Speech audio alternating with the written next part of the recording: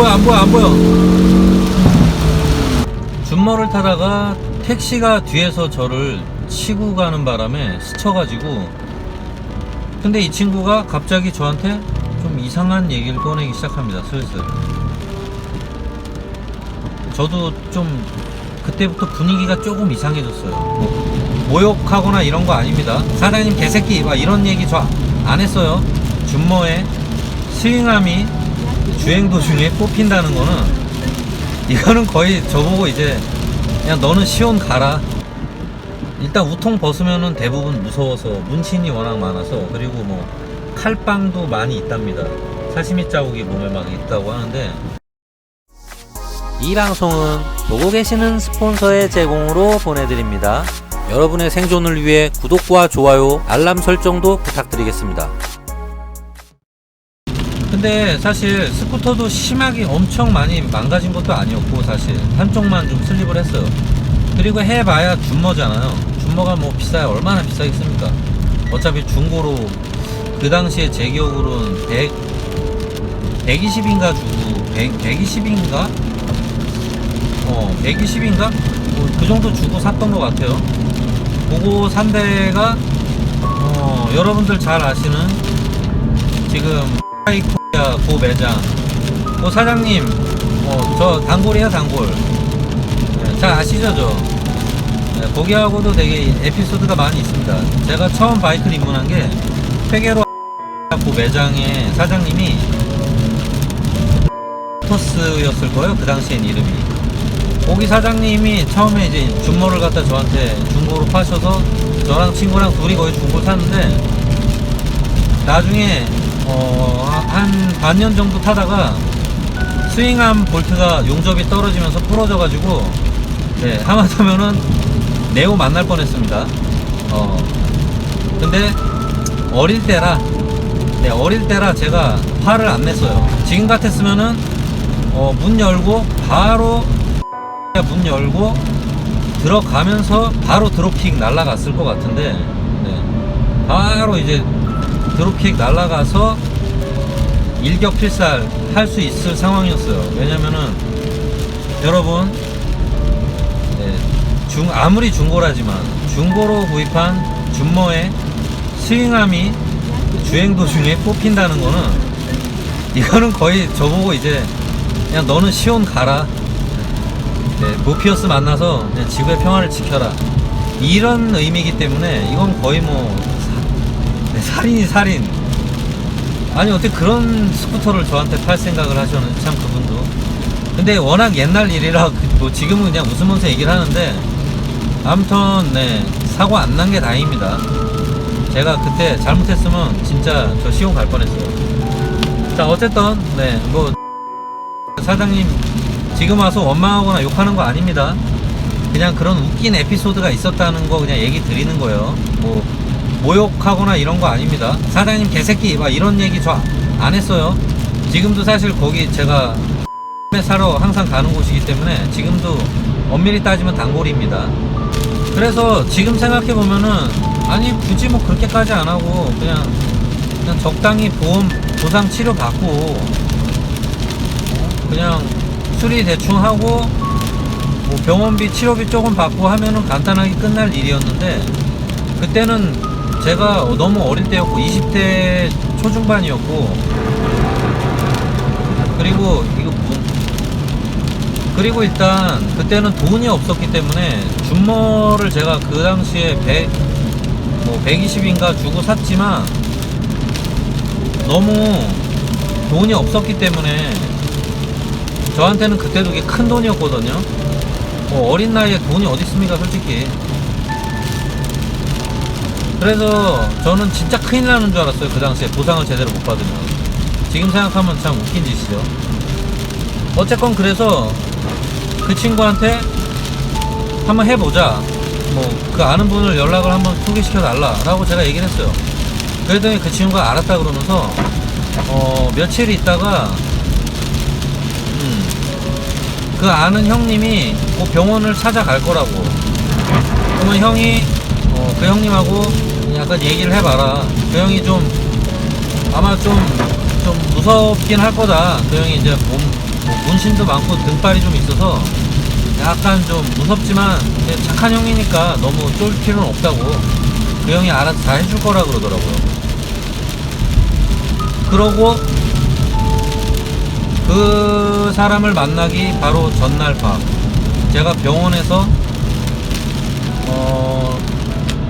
심각하게 고민을 했습니다. 왜 고민을 했냐면, 일단 저는 법의 사각지대에 사는 사람이 아니에요. 저는 양지에서 사는 사람이지 어둠의 세계에 발을 들인 사람이 아닙니다.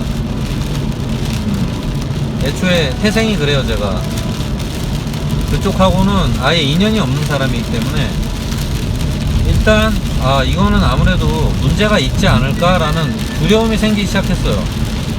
왜냐면은 어찌됐건 간에 그 운전기사 아저씨를 가서 협박을 할 것이고, 그리고 그거는 그러면 협박죄가 아니냐. 그리고 아무리 내가 보기에 그 아저씨가 죽일 놈일 것 같긴 하지만 좀 언어 순화를 좀 하겠습니다. 아주 이제 떼찌떼찌 할 놈이긴 해요. 빠따감이었죠. 빠따감이었는데 불빠따 좀 이제 불빠따 찜질을 좀 해줬으면 하는 그런 분이었죠. 근데 그래도 조폭을 써서 과연 사람을 협박하는 게 옳은 일일까라는 고민을 하게 됐습니다. 그래서 제가 주변에 아는 동생들한테 연락을 해가지고 이것저것 막 물어봤어요. 근데 한 친구가 저한테 그런 조언을 해주더라고요. 그런 일을 하는 분들이 있는데, 일명 이제 동네 조폭이거나 해결사, 뭐 양아치 이런 친구들이 약간 해결사식으로 해가지고 그런 일을 실제로 한다는 거예요. 돈 받고 가서 협박하고 뭐 합의서 받아오고 이런 걸 한답니다. 근데 문제는 뭐냐, 나중에 심각하게 불똥이 튈 수 있다 그러더라고요. 왜냐면은 일단 법의 사각지대를 벗어난 일이기 때문에 만일에 그 사람이랑 뭔 일이 생겼을 때 저를 보호해 줄 수 있는 보호장치가 아무것도 없다 그러더라고요. 뭐 흔하게 쉽게 생각하면 이런 게 있다 그래요.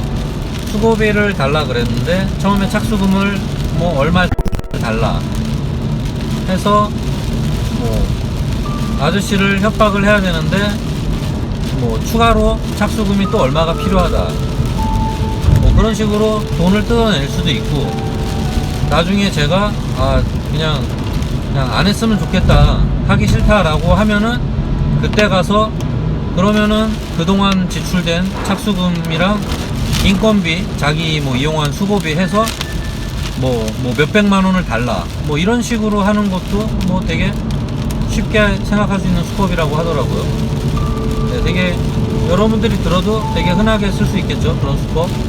그러면 그때 가서 제가 무슨 소리냐, 그런 얘기 없지 않았냐 라고 하면 일단 그럴 때는 이제 주목이 우선이 되겠죠. 그리고 제가 그걸 얘기하기도 뭐 하겠죠. 어디다가 경찰에다가 그걸 얘기하겠어요?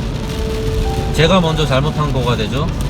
제가 먼저 사람을 협박하려고 고용한 거 아니냐, 당신이 그러면 협박죄다, 이렇게 될 수 있습니다. 뭐 상식적으로 생각해봐도 그럴 수 있을 거예요. 그래서 일이 잘못되면은 진짜 2차적으로 피해를 많이 입을 수 있다 그러더라고요. 그래서 무조건 양아치나 조폭하고는 엮이질 말아라. 절대 엮이지 말아라. 사는 세계가 다른 사람하고는 절대 엮이는 게 아니다라고 그때 친구가 얘기를 해주더라고요. 그래서 그리고 또 하나, 뭐 그런 식으로 만일에 사람 잘못 썼다가 뭐 잘못하면은 맞불을 놓는 경우도 있고요. 그리고 사람을 그런 식으로 궁지로 몰아넣으면은 이게 극단적인 일이 생길 수도 있다 그러더라고요. 항상 좋게 해결해야지 너무 사람을 극단적으로 몰아붙이다 보면은 가진 게 없는 사람들은 결국에는 이제 시온 갈 준비를 하고 아예 그냥 휘발유통 들고 오던가 칼 들고 오는 수가 있으니까 절대 그런 짓 하지 말아라. 위험하니까 그냥 하지 말아라. 나중에 골치 아파질 수 있다. 그런 얘기를 해주더라고요. 그래서 제가 거의 밤새도록 고민을 했습니다. 밤새도록 고민을 하고 이제 슬슬 저도 약간 상식선에서 여러가지 의심도 해보고 생각을 좀 해봤어요. 우선 첫째로 그 친구, 피자 배달한다는 그 친구가 왜 그렇게 저한테 잘해주는 거냐. 생판 얼굴도 안 봤었고, 그리고 실제 카페 회원인지도 알 수 없어요. 증거가 없으니까. 카페에 올린 글 보고 저한테 전화를 했다고 했습니다. 그러니까 사실 카페 회원인지 뭔지 없어요. 제가 그 당시 얼핏 보기엔 저도 의심이 가서 그 친구 아이디를 좀 뒷조사를 해보려고 아이디를 물어봤었던 것 같은데, 그 친구가 옛날에 탈퇴해가지고 지금은 그냥 눈팅만 한다 이런 식으로 얘기했던 것 같아요, 그 당시에. 그래서 그냥 그런가 보다 했죠. 실제로 그럴 수도 있으니까. 그리고 자기는 글을 많이 안 남긴다 라고 하니 그것도 뭐라고 할 수도 없는 노릇이고, 어쨌건 간에 저한테 너무 잘해주고 신경을 써주는 게 좀 의심이 가긴 했었어요, 그 당시에. 자기가 아는 형님을 갖다 계속 쓰라고 저한테 너무 권유를 많이 했어요. 당연히 저도 처음에는 별로 그건 좀 아닌 것 같다 라고 얘기를 했는데, 그 친구가 계속 괜찮다고, 괜찮으니까 해도 된다고, 이렇게 다 그렇게 한다, 억울한 일 당하지 않아야 될 거 아니냐, 이런 식으로 계속 저를 꼬셨거든요. 그게 좀 이제 이상하더라고요. 왜냐면은 굳이 싫다는데 저를 이렇게 꼬시고, 그리고 정확히 금액이 얼마가 들어가는지에 대한 얘기는 또 하지도 않아요. 그리고 결정적으로 제가 밤새도록 생각을 하다가 이 친구가 너무 잘해주는 것도 아무래도 수상하고, 자기한테 뭐가 떨어지는 것도 없는데, 제가 약간 그런 주의가 있어요. 제가 사람을 이렇게 잘 믿는 편은 아닌데, 사람은 절대 자기한테 떨어지는 게 없으면은 쓸데없이 남을 도와주지 않습니다. 안 그런 분들도 있겠죠. 아주 급한 상황에서 조금 도와줄 수는 있지만, 예를 들어 길거리에서 교통사고가 났으면 잠깐 이렇게 빼주고 이렇게 도와줄 수는 있지만, 그런 거 외에 필요 이상으로 자기 시간을 버리면서 자기한테 득이 되는 게 없는데 도와주는 분들은 현실적으로 거의 없다고 보시면 돼요. 뭔가 이유가 있어서 접근하는 게 대부분입니다. 그리고 사기꾼들의 수법이 대부분 그런 식이죠. 그래서 그 부분이 좀 의심이 많이 갔어요. 병원에 한 3일 정도 입원하고 있다가 생각을 계속 해보니 저도 좀 이제 마음이 안정이 되고 이성적으로 좀 판단을 하게 되더라고요. 그래서 그 친구한테 아침 일찍 전화를 했습니다. 그 형님 그냥 오지 말라 그래라. 미안한데 아무래도 좀 그렇다. 남한테 좀 협박하고 이러는 것도 난 좀 싫고 그냥 법적으로 해결하는 게 좋을 것 같다 라고 해서 그 형님 그냥 오지 말아 달라고 부탁을 했습니다. 그랬더니 써도 되는데, 그때도 또 꼬셨어요. 그때도 아니 괜찮은데 자꾸 그러냐, 그냥 해라. 아무튼 그래서 저는 절대 안 한다 그랬습니다. 일단 그 형님은 오지 않는 걸로 얘기가 됐어요. 근데 제가 지금도 좀 살짝 살이 떨리는 게, 그때 만일에 연락이 늦어서 그 형님이 진짜 병원에 왔으면 과연 어떤 일이 벌어졌을까. 제 생각에는 골치 아픈 일이 많이 벌어졌을 것 같아요. 엄청나게 골치 아픈 일이 벌어졌을 거라고 상상이 됩니다. 다행히 엮이지 않은 게 천만다행이라고 생각해요. 그리고 그 이후로 그 동생한테는 연락이 딱 끊어졌습니다. 그래서 제가 그렇게 생각을 했어요. 역시 이놈 처음부터 그걸 하려고 나한테 접근했구나. 나를 걱정해서가 아니라 그 동네 조폭이라는 그 형님이랑 나를 엮으려고, 엮어서 어쨌건 돈을 뜯어내려고 접근한 거였구나 라는 게 아무래도 상식적으로 와 닿더라고요. 그렇게 막 하루에 한 번씩 연락을 해가지고 전화를 하고 문자를 하고 미친듯이 걱정을 해주던 친구가 갑자기 그 아저씨를, 그 형님을 안 본다고 그랬더니 그날부로 바로 연락이 끊어집니다. 그럼 뭐 거의 100%라고 생각해도 되겠죠? 다른 게 목적이 있어서 저한테 접근했다는 걸. 자, 그래서 제가 이 얘기를 오늘 왜 해드리냐면, 날씨도 좀 우중충하고 비가 오니까 여러분들 절대 혹시라도 지금도 그런 놈들이 접근해서 뭐 합의를 봐준다거나 돈을 주고 불법적으로 협박을 해준다거나 상대방을, 그런 거에 절대 넘어가시면 안 됩니다. 큰일 나는 수가 있어요. 제가 볼 때는 이거 잘못했다가는 골치 아픈 일 많이 생길 것 같습니다. 일단 조폭하고는 무조건 엮이지 않는 게 신상에 좋다는 거.